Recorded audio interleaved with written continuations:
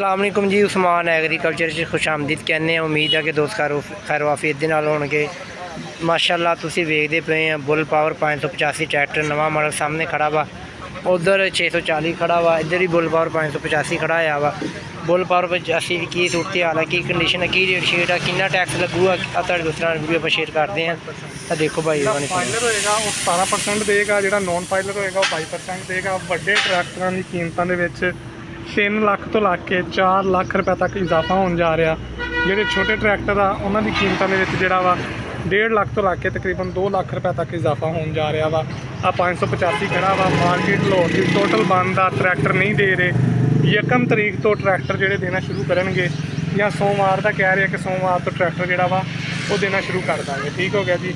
ਤੇ ਆਹ ਦੇਖੋ ਜੀ, ਆਹ ਨਿਊ ਹੋਲੈਂਡ 640 ਖੜਾ ਆ, 585 ਖੜਾ, 585 ਪਾਵਰ ਖੜਾ। ਅੰਦਰ ਬਿਲਾਰਸ ਵੀ ਖੜੇ ਹੋਏ ਆ। ਉਸ ਤੋਂ ਬਾਅਦ ਜਿਹੜੀ ਆ 585 ਮੈਸੀ ਦੇ ਆ ਉਹ ਵੀ ਖੜੇ ਹੋਏ ਆ। 240 260 375 ਸਾਰੇ ਖੜੇ ਹੋਏ ਆ।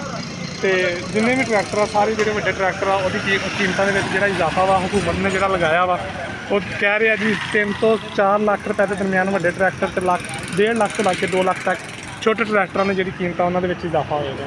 ਬਾਕੀ ਕਿਸਾਨ ਭਰਾਵਾਂ ਦੀ ਅੱਗੇ ਜਿਹੜੀ ਜਿਨਸ ਸੀਗੀ ਉਹ ਸਸਤੀ ਵੇਚੀ ਗਈ। ਹੁਣ ਜਿਹੜੇ ਉਹਦੇ ਇਸਤੇਮਾਲ ਦੀਆਂ ਚੀਜ਼ਾਂ ਵਾ ਉਹ ਮਹਿੰਗੀਆਂ ਕੀਤੀਆਂ ਜਾ ਰਹੀਆਂ। ਹਕੂਮਤ ਵਕਤ ਨੂੰ ਗੁਜ਼ਾਰਿਸ਼ ਆ ਕਿ ਕਿਸਾਨਾਂ ਵਾਸਤੇ ਕੋਈ ਨਾ ਕੋਈ ਰਿਲੀਫ ਪੈਕੇਜ ਕੱਢਿਆ ਜਾਵੇ। ਬਾਕੀ ਤੁਸੀਂ ਕੋਈ ਵੀ ਟਰੈਕਟਰ ਦੇ ਬਾਰੇ ਮਾਲੂਮਾਤ ਲੈਣਾ ਚਾਹ ਰਹੇ ਆ, ਚੌਧਰੀ ਐਂਡ ਸ਼ੇਰੋਬ tractor house duty road Sahiwal 0386 91 611 ਇਹਨਾਂ ਦਾ ਨੰਬਰ ਆ। ਠੀਕ ਹੈ, ਤੁਸੀਂ ਇੱਥੇ ਰਾਬਤਾ ਕਰ ਸਕਦੇ ਹੋ। ਜਿਹੜੀ ਵੀ ਮਾਲੂਮਾਤ ਲੈਣਾ ਚਾਹੇ ਤੁਸੀਂ ਲੈ ਸਕਦੇ ਹੋ। तुसीं भाई की गुफ्तगू सुनी आ, यानी कि किस तरह किसान के उपर बोझ डाल दिता गया वा।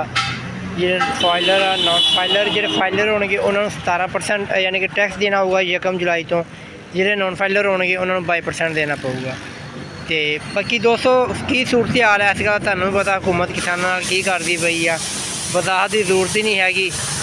ਉਹੀ ਗੰਦਮ 2300 2400 2500 ਨੂੰ ਖਰੀਦੀ ਪਈ ਆ। ਜਿਹੜੇ ਸਾਨੂੰ 80 ਜੇ ਸਾਡੇ ਕਿਸਾਨਾਂ ਦੀ ਜ਼ਰੂਰਤ ਆ ਉਹ ਸਾਨੂੰ ਲੱਖਾਂ ਹਿਸਾਬ ਨਾਲ ਮਿਲਦੀ ਪਈ। ਇਹ ਦੋਸਤੋ ਤੁਹਾਡੇ ਨਾਲ ਵੀਡੀਓ ਸ਼ੇਅਰ ਕੀਤੀ ਹੈ। ਇਨਸ਼ਾਅੱਲਾ ਕਿ ਨਈ ਵੀਡੀਓ ਨਾਲ ਦੁਬਾਰਾ ਮਿਲਾਂਗੇ।